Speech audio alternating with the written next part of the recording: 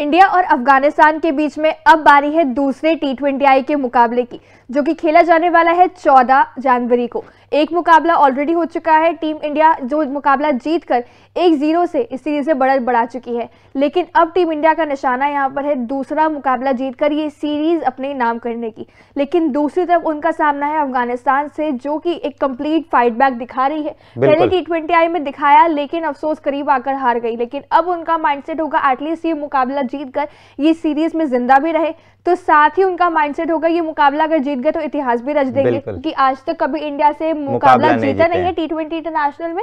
दोनों टीमें अभी तक पूरे हिस्ट्री में हम कह सकते हैं 6 बार आमने सामने आई है। बायलैटरल ये पहली बार हुई है, वरना अभी तक जो है टूर्नामेंट्स में आमने सामने भिड़ी है 6 बार टोटल भिड़ी, इसमें से 5 बार इंडिया लगातार जीती है और एक मुकाबला आपका नो रिजल्ट में रहा है। अफगानिस्तान के हित में कोई भी अभी तक रिस्पॉन्स आपका वहां पे गया नहीं है मुकाबला, तो वो नहीं जीती है, तो वो चाहेगी कि ये मुकाबला जीते। लेकिन उसके लिए कहीं ना कहीं जहां ये मुकाबला होने वाला है दूसरा T20I का इंदौर के होलकर स्टेडियम में, उसके लिए हमें पिच रिपोर्ट जानना बहुत जरूरी है कि ये जो पिच है वो किस तरह बिहेव करने वाली है, बल्लेबाजों को मदद करेगी या गेंदबाजों को फेवर होने वाला है। तो एक बार जरा पहले इसकी पिच पर बात कर लेते हैं। बिल्कुल, अगर पिच की बात करें तो मैच इंदौर के होलकर स्टेडियम में होगा।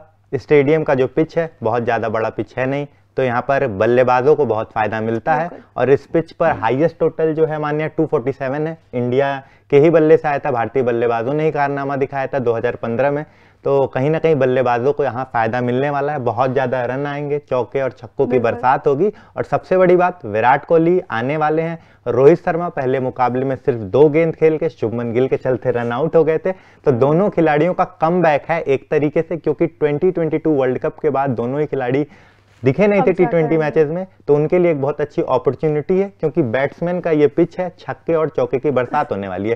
साथ ही साथ गेंदबाजों को भी फायदा मिलेगा। यहाँ पर तेज गेंदबाज अच्छा कर सकते हैं और मुझे लग रहा है इस पिच पे 3 तेज गेंदबाज के साथ भारतीय टीम जाएगी।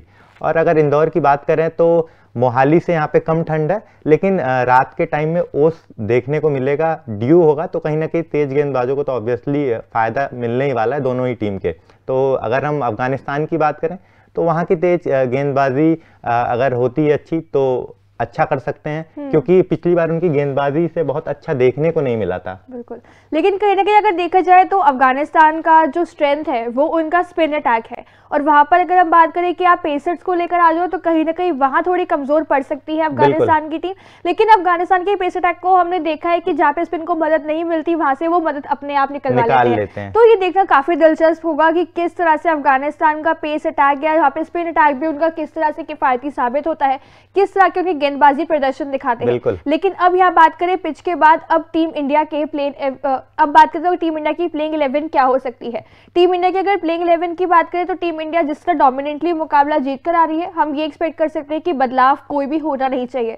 लेकिन एक फोर्स चेंज जो होने वाला है वो होने वाला है विराट कोहली के रूप में, जो पहले T20I में पर्सनल रीजन के कारण अवेलेबल नहीं थे, लेकिन अब दूसरे T20I में सीधा सीधा अपनी जगह ऑब्वियसली बनाने वाले हैं। तो सवाल आता है कि पूरी प्लेइंग 11 सेम होगी, लेकिन विराट अगर आएंगे तो किस खिलाड़ी का पत्ता कटेगा।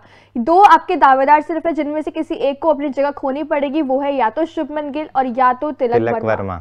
बिल्कुल, तिलक वर्मा या शुभमन गिल को अपनी जगह खोनी होगी। और अगर ऐसा लगता है कि अगर विराट कोहली 3 नंबर पे आएंगे तो बड़ा सवाल यह है कि पिछले मुकाबले में 3 नंबर पर शुभमन गिल खेल रहे थे, अगर यशस्वी जायसवाल आते हैं तो फिर 3 नंबर पर तिलक वर्मा तब भी 3 नंबर पे रहते हैं। और शुभमन गिल की बात करें तो कहीं ना कहीं अगर यशस्वी जायसवाल आ जाते हैं तब तो उनका जो पत्ता है एकदम से कट जाएगा, क्योंकि ओपनिंग में उनकी ज़रूरत होगी नहीं।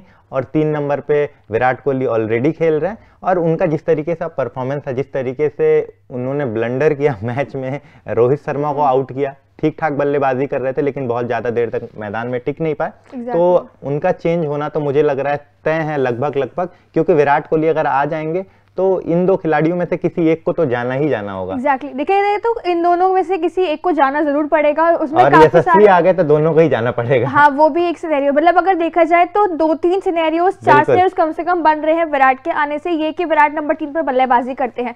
3 पर पिछले मुकाबले में तिलक वर्मा ने बैटिंग की थी, तो तिलक वर्मा उस चक्कर में उन्हें अपनी जगह खोनी पड़ सकती है। लेकिन वही अगर दूसरी तरफ देखें तो खबरें ऐसी भी आ रही है कि विराट और शायद रोहित ओपनिंग करते हुए हमें नजर आए, एक नई जोड़ी हमें देखते हुए नजर आए।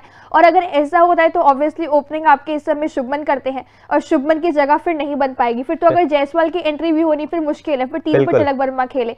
लेकिन एक और है कि जैसे कि हमने टेस्ट में ट्राई किया नंबर 3 पर शुभमन को, तो अगर ओपनिंग विराट करते हैं तो फिर नंबर 3 पर शायद शुभमन को ट्राई कर सकते हैं। मुझे तो भी ट्राई करना चाहिए क्योंकि 3 नंबर पर तिलक ने अच्छा किया, ज्यादा अच्छा किया था। मुझे लगता है जेनवन की तिलक वर्मा ने ज्यादा बेटर परफॉर्म किया था।